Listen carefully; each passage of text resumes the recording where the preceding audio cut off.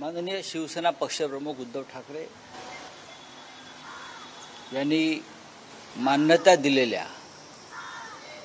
17 लोकसभा उमेदवारांच्या नावांची घोषणा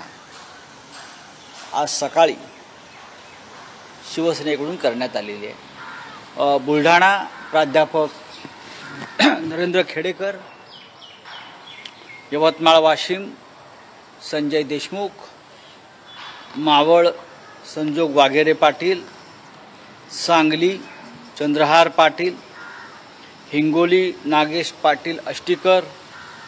संभाजीनगर चंद्रकांत खैरे, धाराशिव ओमराजे निंबाळकर, शिर्डी भाऊसाहेब वागचौरे,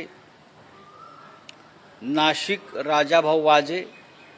रायगड अनंत गीते, सिंधुदुर्ग रत्नागिरी विनायक राऊत, ठाणे राजन विचारे, मुंबई ईशान्य संजय दिना पाटील, मुंबई दक्षिण अरविंद सावंत, मुंबई वायव्य अमोल कीर्तिकर, परभणी संजय जाधव आणि मुंबई दक्षिण मध्य श्री अनिल देसाई